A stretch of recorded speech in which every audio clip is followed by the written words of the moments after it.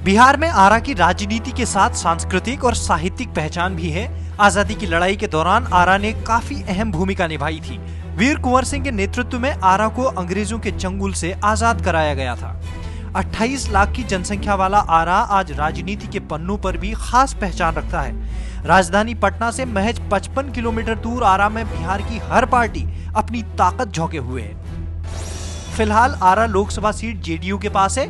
JDU की मीना सिंह आरा से सांसद हैं। आरा में 7 विधानसभा सीटें हैं, जिसमें से 4 पर बीजेपी का कब्जा है, 2 सीटें आरजेडी के पास हैं, जबकि जेडीयू के पास सिर्फ 1 सीट है। इतिहास के पन्नों पर खास पहचान रखने वाले आरा की हालत आज बेहद खराब है। बिजली, पानी, सड़क और कानून व्यवस्था की खराब हालत यहाँ अहम मुद्दा है।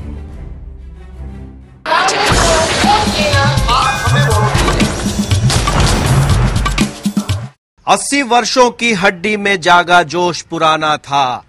सब कहते हैं कुंवर सिंह बड़ा वीर मर्दाना था। ये जगदीशपुर जो यहां से कुछ ही दूरी पर है, उस जगह पर आरा में हम खड़े हैं। नमस्कार, मैं हूं प्रकाश कुमार। कौन बनेगा प्रधानमंत्री कार्यक्रम के नुक्कड़ बहस का कारवां पहुंच गया है आरा लोकसभा क्षेत्र में। हमारे साथ यहां की जनता है और साथ ही तमाम मेहमान हैं। सबसे पहला सवाल, कौन बनेगा प्रधानमंत्री में जेडीयू के नेता से? कौन बनेगा प्रधानमंत्री? अभी तो चुनाव बाकी है, चुनाव होने दीजिए। जनता जिसको बनाएगी उसको हम लोग पार्लियामेंट में देकर अपना बनाएंगे। आपकी तरफ से कोई नेता नहीं है? हमारे तरफ से नेता माननीय मुख्यमंत्री नीतीश कुमार जी हैं।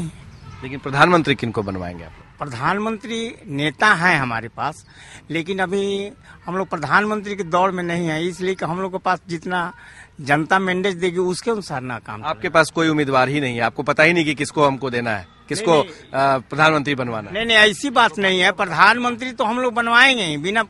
हम लोग के बिना बनाए हुए कोई बनेगा भी नहीं, लेकिन बनाएंगे जब हमारा मैंडेट हो जाएगा, चुनाव से हम निकलेंगे उसके बाद। आपकी तरफ से क्या होगा? ये तो कह रहे हैं कि कोई है ही नहीं इनके पास उम्मीदवार। नरेंद्र मोदी को तो नहीं ऐसा कहेंगे, फिर समर्थन देने लगेंगे आप? जी नहीं, नरेंद्र मोदी को नहीं देंगे। जी नहीं। इस युवा भारत देश में भारत के प्रधानमंत्री बन चुके हैं नरेंद्र मोदी। कांग्रेस के नेता से पूछते हैं, क्या आपको लगता है कि ये कह रहे हैं कि नरेंद्र मोदी बनेंगे? अब आपकी तरफ से कौन? ये तो तय करेगा आगे आने वाला चुनाव। और लोकतंत्र में हमेशा जो जीत के जो प्रतिनिधि जाता है वो तय करता है कि कौन प्रधानमंत्री बनेगा। और हमारी ये है कि ये यूपीए 3 फिर बनेगी और यूपीए 3 का ही प्रधानमंत्री बनेगा। और इस देश को तोड़ने वाला, जो देश को तोड़ने की राजनीति करता है, वो ना कभी प्रधानमंत्री बना है और ना ही बनेगा। हमारे साथ आप पार्टी के नेता भी हैं। आपकी नजर में एक तरफ नरेंद्र मोदी है, दूसरी तरफ कांग्रेस के नेता है, यूपीए 3 बनाने की बात कर रहे हैं। ऐसे में आपको लगता है कि कौन होगा प्रधानमंत्री? इन दोनों में चोली दामन का संबंध है। बाखूबी भारत की जनता जान रही है कि आम आदमी ही अब की प्रधानमंत्री कोई बनेगा, ऐसा हम लोग उम्मीद किए हैं। यहाँ की जनता भी उम्मीद की है कोई आम आदमी। चलिए, आप सभी ने जनता पर छोड़ा है तो हम बात करते हैं आम आदमी के ही लोगों से। आपको लगता है कि आपने सबका सुना, तो क्या यहाँ पर मुद्दा है और किस मुद्दे पर आप प्रधानमंत्री को चुनने के लिए बात करेंगे? देखिए, मैं आपसे ये कहना चाहूंगा, सबसे पहले मैं आपके चैनल को धन्यवाद देना चाहूंगा कि आपने इतना बड़ा ये प्रोग्राम अपने हमारे भोजपुर शहर में ऐसा किया है। और मैं कहना चाहूंगा इस मुद्दे पे कि अभी हमारे देश में भ्रष्टाचार चरम सीमा पे है। आम लोगों का जीना जो है एकदम मुश्किल हो गया है। महंगाई इतनी बढ़ गई है कि आम लोग चैन की सांस नहीं ले पा रहे हैं। तो इसके लिए हमको एक बेहतर प्रधानमंत्री की आवश्यकता है। और बेहतर प्रधानमंत्री अगर हमें देखा जाए, बिहार की नजर से मैं देखूं या पूरे देश की नजर में देखूं, तो पब्लिक की नजर में एक ही नेता है, वो नीतीश कुमार है। मेरी यह सोच है और जो स्थिति बनती जा रही है देश की, उसके अनुसार कांग्रेस और बीजेपी में ही अंतिम फाइट रहेगी। और ये जो आम आदमी पार्टी कहते चल रही है, खास आदमी पार्टी है। एक्चुअली जो अभी कल ही की रैली में अमेठी की रैली में कुमार विश्वास जी 40 लाख की गाड़ी पे चलते हैं, करोड़ रुपए खर्च के रैली का आयोजन करते हैं, या सब्सिडी का पैसा ही या अपनी ही रोटी अपने ही घर में दे रहे हैं। सब्सिडी से देश बर्बाद होने जा रही है और आर्थिक मंदी आने जा रही है। और यही दिल्ली की जनता के साथ अनिल केजरीवाल जी अपने वादों को पूरा करने के लिए अरविंद केजरीवाल जी एक गलत आर्थिक नीति डाल रहे हैं। हम बात करते हैं आरजेडी के ही, यहाँ पर उनके एक नेता आए हुए हैं। आप बताइए कि क्या लग रहा है? एक तरफ नरेंद्र मोदी है, दूसरी तरफ नीतीश कुमार है, लेकिन आपके पार्टी के नेता इस बार चुनाव भी नहीं लड़ सकते हैं। एक वक्त था जो प्रधानमंत्री बनने का ख्वाब देखते थे। देखिए, प्रधानमंत्री का जो पूर्व घोषित हो गया है ये बहुत ही राजनीति में गलत है, क्योंकि जन समस्याओं पर जो जन समस्या है और यहाँ जो परिस्थिति है उस पर चुनाव होना चाहिए, उसका मुद्दा होना चाहिए, न कि कोई व्यक्ति विशेष पर। और यह व्यक्ति विशेष पर जो राजनीति केंद्रित किया जा रहा है यह ठीक नहीं है। आपकी नजर में आपको क्या लगता है कौन बनेगा प्रधानमंत्री? राहुल गांधी प्रधानमंत्री बनेगा। राहुल गांधी। अगर हमारे कांग्रेस के कोई भी प्रतिनिधि उन्हें उतारते हैं तो वही प्रधानमंत्री बनेंगे, क्योंकि देश को तोड़ने वाला कभी भी प्रधानमंत्री नहीं बन सकता। आपकी नजर में आप बताइए। देखिए, मैं दलीय भावना से ऊपर उठ के बोल रहा हूँ। नरेंद्र मोदी देश की आवाज हैं, जन जन की आवाज हैं, देश के लिए एक नई सूरज का किरण है। और यहाँ पे बेवफा लोग हैं, क्षेत्रीय दल है, वो उनको पेट की गुदगुदी है कि नरेंद्र मोदी ये है वो है और फलाना है, लेकिन जो है वो देश की आवाज है और नरेंद्र मोदी ही देश का पीएम बनेंगे तो देश का हित होगा, पूरे विश्व में भारत का नाम होगा।